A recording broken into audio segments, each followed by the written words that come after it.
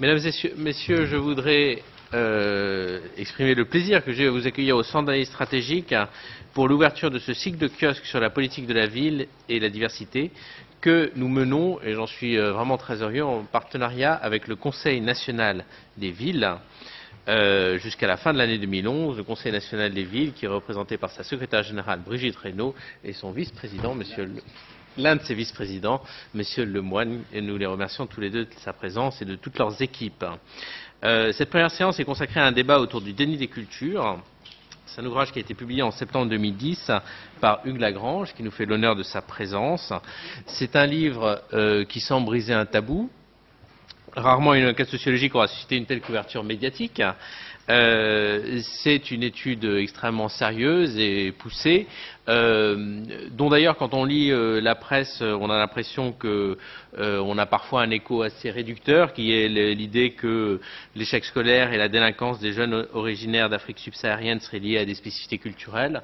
L'ouvrage de Hugues Lagrange, s'il ne passe sous silence aucun des tabous, est évidemment beaucoup plus riche.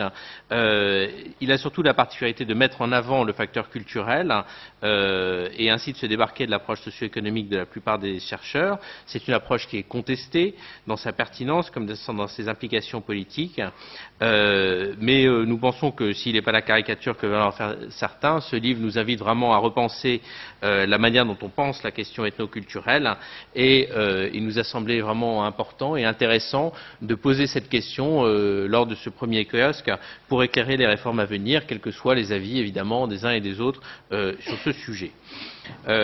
C'est peu de dire que c'est un sujet qui est loin de faire consensus. Dans le climat politique et social de l'après-11 septembre, il le fait même de moins en moins, et on voit dans différents pays une sorte de chassé-croisé.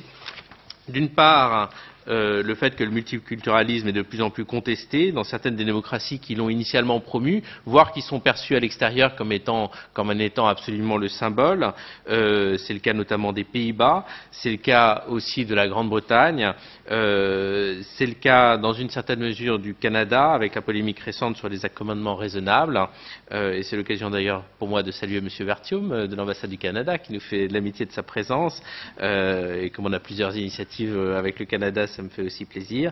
Alors qu'en France, la prise en compte des critères ethniques ou culturels dans l'action publique a longtemps été rejetée en référence au modèle égalitaire républicain, même si aujourd'hui quelques voix s'élèvent en sa faveur, soit en faveur de critères ethniques ou culturels, soit en tout cas, à la suite du livre de Hugues Lagrange, en faveur du fait que les principes de l'égalitarisme républicain ne doivent pas nous empêcher au moins de poser la question et de savoir quelles sont les implications de ce qui peut être soit un déterminisme, soit des facteurs ethnoculturels dans les différentes politiques sociales en particulier que nous sommes amenés à mettre en œuvre. De manière un peu schématique, on peut identifier deux approches.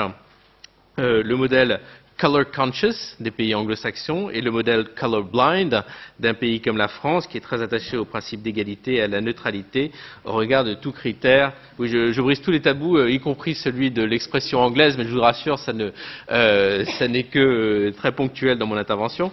Donc le modèle color blind, donc aveugle à la couleur d'un pays comme la France, très attaché au principe d'égalité et à la neutralité au regard de tout critère lié à l'origine ou à la religion.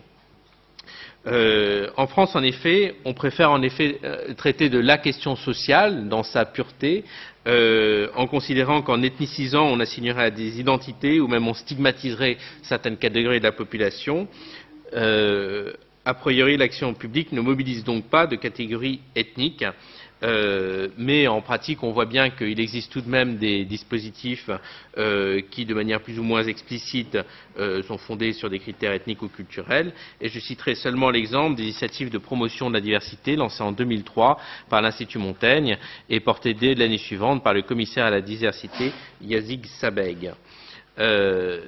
Et de manière plus générale, je pense on peut dire qu'il y a une sorte de paradoxe parce que, évidemment, je pense qu'il y a en réalité une assez large adhésion au principe républicain en tant qu'il commande de ne pas faire du critère ethnoculturel un déterminant essentiel de l'action publique. Et en même temps, on sait tous que dans des politiques comme en particulier la politique de la ville, les politiques sociales qui sont menées au plus près du terrain, il y a des milliers de fonctionnaires qui ne pourraient pas faire leur travail correctement s'ils ne tenaient pas en compte dans une une certaine mesure des critères ethnoculturels et de ce que ça signifie pour leur exercice de leur métier au quotidien.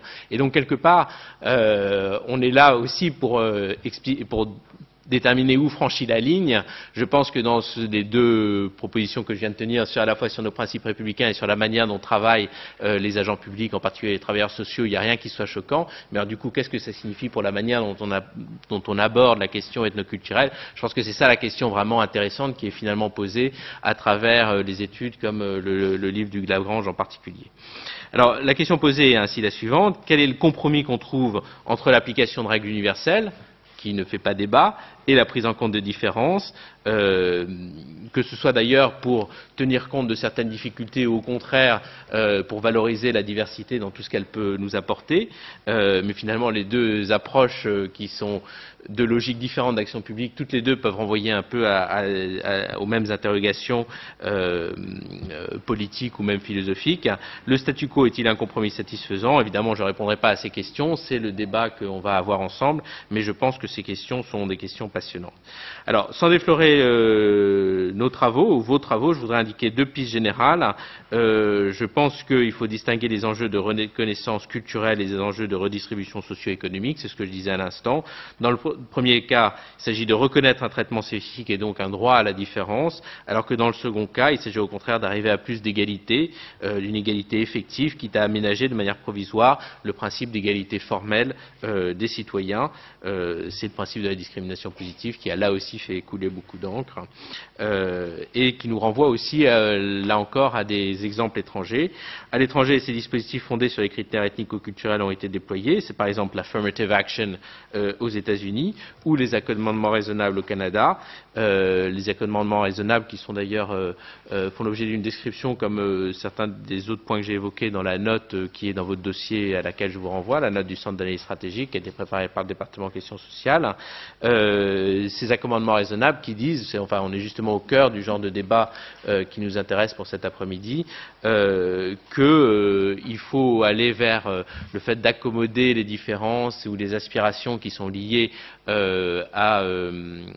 à des spécificités ethnoculturelles, qu'elles soient religieuses, qu'elles soient culturelles, à condition qu'elles soient raisonnables et qu'elles ne remettent pas en cause de manière profonde les droits et devoirs des citoyens du Canada. C'est un modèle qui me paraît très intéressant et j'imagine qu'on va en parler tout à l'heure. Je tiens évidemment à insister sur la sensibilité de ces questions, mais ça je ne vous surprendrai pas, mais aussi sur leur actualité. Je pense que c'est ce qui fait que ça mérite qu'on en débatte, en particulier après qu'un certain nombre de dirigeants européens, notamment David Cameron, Angela Merkel, ait décrété ou ait déclaré l'échec du multiculturalisme, mais sans vraiment définir ce terme, et c'est ce qui, je pense, rend particulièrement intéressant le débat qu'on va avoir.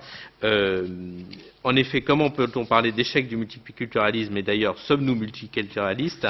Et je pense que pour lever toute ambiguïté, c'est intéressant dans la suite du débat que nous allons avoir de considérer les compromis qu'on a trouvés en France, à l'étranger, entre l'application des règles universelles et la prise en compte des différences, mais surtout de laisser la parole aux chercheurs pour qu'ils abordent cette question d'un point de vue scientifique, loin de toute polémique, c'est toujours la ligne qu'on essaie de tenir ici, et d'envisager les questions qui se posent concrètement aux élus locaux, aux réponses qu'on apporte sur le terrain.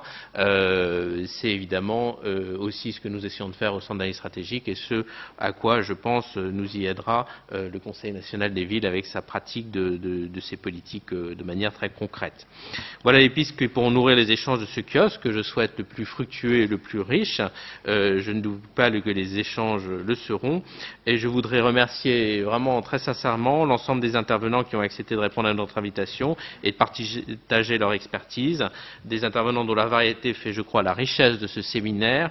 Je pense évidemment à Hugues Lagrange qui présentera la thèse défendue dans le déni des cultures, à M. Marwan Mohamed et M. Hakim Merchi qui en feront une analyse critique, M. Alain-Bernard Boulanger et M. Maurice Charrier qui livreront leur point de vue d'élus locaux, et sans oublier le département questions sociales, tout particulièrement Noémie Ouar et Marie-Cécile Nave, ainsi que Sylvain Lemoine, qui vont introduire la séance et qui ont beaucoup travaillé sur ce thème, et je les en remercie, si vous me le permettez.